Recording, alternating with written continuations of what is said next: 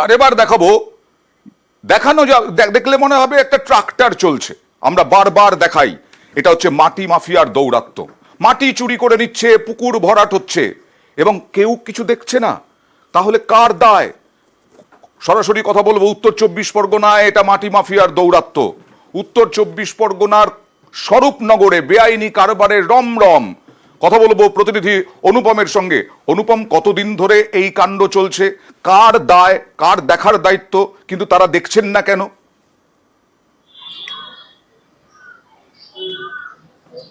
হ্যাঁ দেখো অয়নদা, এই যে উত্তর 24 পরগনার স্বরূপনগর জুড়ে, স্বরূপনগর থানা এরিয়া জুড়ে একদম রমরমিয়ে চলছে এই মাটি ব্যবসা, বেআইনি মাটি ব্যবসায়ের কারবার।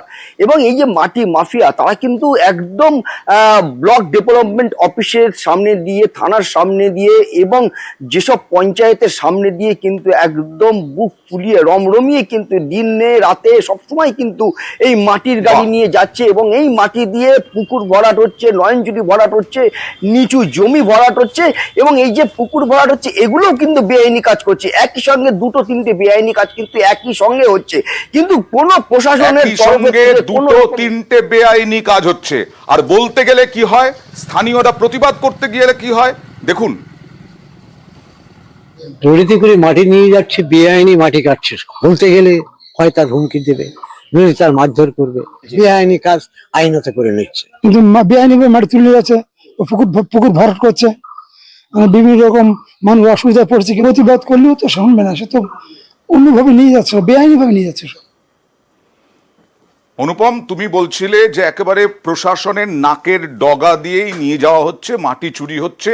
তাহলে প্রশাসন বলতে কারা এখানে, নির্দিষ্টভাবে কারা, একটু জানতে চাই।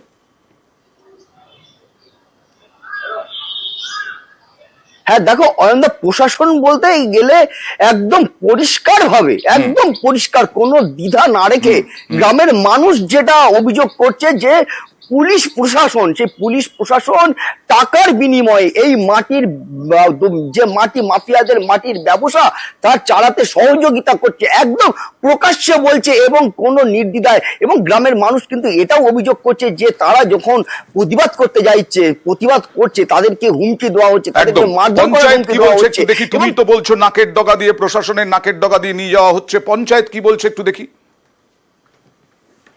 এটা আমার পঞ্চায়েতের নলেজে যদিও নেই, তবু আপনারা যখন বলছেন বিষয়টা আমি অবশ্যই খতিয়ে দেখব, কারণ এটা তো সম্পূর্ণ বেআইনি, এটা কোনো মতে বরদাস্ত করা যাবে না।